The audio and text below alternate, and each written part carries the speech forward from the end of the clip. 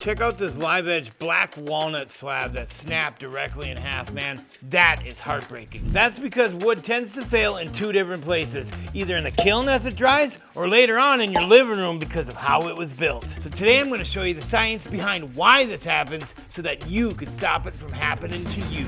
But right now, there's a board in your shop that's totally perfect. It's flat, it's straight, there's no cracks on it, but inside that board, there's a battle between the shell and the inside core. The outside dried first, it hit 6% moisture, it tried to shrink, but the core is still sitting at 18%, soaking wet, and it won't move. So the shell wraps around the core like a rubber band around a water balloon. I know, this ain't a water balloon, but we don't got balloons here at K&J. We don't throw parties. So the shell is pulling it tighter and tighter until the fibers can't take it anymore. And then, snap. That's your surface check. That hairline crack we all know and love that runs across the face of the board. Sort of like this right here. Well, you get the point. The wood didn't fail, the tension won. But it gets worse. The middle stays wet, so the end shrinks fast, but the middle stays the same size. And the size mismatch rips the ends wide open. You've seen it before, those big splits coming off the end of the boards in those piles at the big box stores. And here's the part that makes all of this worse.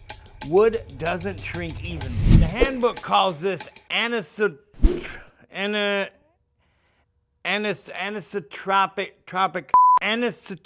shrinkage. For us dummies, that means that the wood shrinks twice as much along the growth rings as it does across the growth rings. Not just a little more, twice as much. So what does all this mean for my table, you say? What the heck does this have to do with my finished project, Kyle? I'll get to that later, but you need to understand this first in order to fully understand why your table cracks later on. So imagine an 8-inch wide board that's shrinking 8% in width, but only 4% in thickness. One side is pulling twice as hard as the other. The board can't do it evenly. It can't stay flat. So it cups or twists or just tears down the middle. This is why we get boards that cup towards the bark, like we explained in our crown down video a couple weeks ago. This isn't defective wood. This is grain direction meeting physics. As a matter of fact, with some species like hickory, we need to cut those logs on the sawmill right away. Otherwise, the tension and loss of moisture will rip those logs right in half just by them sitting in the yard. So here's one scenario where it could turn dangerous. Sometimes the kiln operator dries lumber too fast. The outside sets hard while it's still being stretched by the wet core inside. The board looks fine, perfect even, but the tension is locked inside like a coiled spring. The Wood Handbook calls this case-hardening, and you don't see it until you cut the board. Then it'll pinch your saw blade, warps instantly, or if it's bad enough, you'll cross-cut it and find that the inside is shattered like safety glass. They call that honeycombing. So the wood was already compromised, you just didn't know it yet. And that's the war that's going on before you even build anything. Shell versus core, end versus middle, width versus thickness. It's tension that you cannot see until it's too late. But there's a second war going on, and this one happens after the customer takes the furniture home. Wood is hygroscopic. That means wood is constantly drinking and sweating moisture to match the moisture content of the air around it. They call this equilibrium moisture content, or EMC. And the old timers used to call it environmental moisture content. But whatever. Here's how this destroys your projects. Let's say you're building a dining table in July. Humidity is sky high in the summer, especially here in Minnesota. The wood will stabilize at 10% moisture content. Looks great, no cracks, the customer loves it, yay! Then winter hits, they turn on the furnace, and the air in their house drops to 6% moisture. And the table's gotta shrink to match it, no choice. A 30-inch wide top can lose up to 1/4 of an inch in width. And if the wood shrinks slowly over months, it can relieve that stress gradually. But if it happens fast in one really dry winter, the wood doesn't have time to adjust. The internal tension spikes and the fibers tear, and the customer calls you 6 months later, man, your table cracked. But it's not your table anymore. It's the winter air's table. And the air won. And one of the ways you can avoid the disaster like that is by getting yourself a moisture meter, just like this. You can either scan the QR code right here or click the link in the old trash can below for a few good moisture meters that we recommend here on K&J Lumber. Some are cheaper than others, but just know that we get a small commission off of anything you buy using one of our links. It's a win-win way that you can help us out at no extra cost to you. You also need to know what moisture content that your shop runs at, and you may need to build 1 or 2% drier or wetter than that. It's the only way you can stay ahead of the seasons. Even if your moisture content is perfect, even if you account for seasonal movement, even if you do everything right, if your construction restricts the movement, it will crack every time. Because wood shrinks across the grain, but almost zero along it. So if you screw a tabletop tightly to an apron or a breadboard like this one, you know, grain running perpendicular to each other, you've just locked two opposing forces together. The top wants to shrink in width, the breadboard stays rigid, the screws or fasteners are like anchors. So it's gonna tear itself apart just like this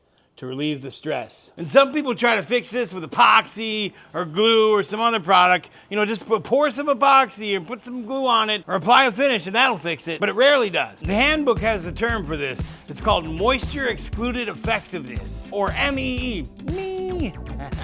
And here's what that actually means for us dummies. Finishes only slow down moisture exchange. They don't stop it. That probably buys you a few weeks, maybe a few months, but eventually that air gets through. The wood shrinks, and if your joinery does not allow for it, the finish is just an expensive decoration on a cracked board. Finishes should protect the wood, not stop it from cracking more. So here's what actually wins this war that you're gonna be fighting. I always tell my customers to bring their wood into the project area for a few days to a few weeks before they actually work on it, to make sure the wood acclimates to the space that it's gonna be installed in. And you build every joint, every attachment, every connection, knowing that the wood is gonna move. Techniques that I just found out about, they're called slotted holes, figure 8 fasteners, breadboard ends with pins that allow for expansion and contraction. You don't fight the movement, you design for it. Because a handbook doesn't say build it strong enough so that it doesn't crack. It says that wood's gonna move, so build it so the movement doesn't matter. That's the difference between the furniture that lasts 10 years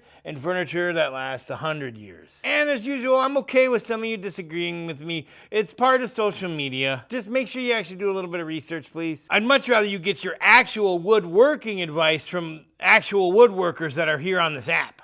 You know, people that actually know what they're doing. I know lumber, I don't really know woodworking that well. Those woodworkers are gonna know their stuff, and I bow to their expertise. But when it comes to wood movement, we know why wood cracks. It's the shell versus the core, the ends versus the middle, the shop versus the dining room the final project's gonna live in, and the one thing that causes every failure, restricted movement. But here's the problem. We just scratched the surface on case-hardening and honeycombing. And there are many more hidden defects just like them. I'm talking about ticking time bombs in your lumber that could ruin your next project. I break down all 5 of them, including how to actually spot them in this video right here. We'll see you there, brother and sister. And by the way, if you live in Minnesota here, check out our endless inventory of live edge lumber that we got back here in the corner here. 4-quarter, 8-quarter, dining room, bar tops, all that fun stuff. And I promise they all don't have cracks like this.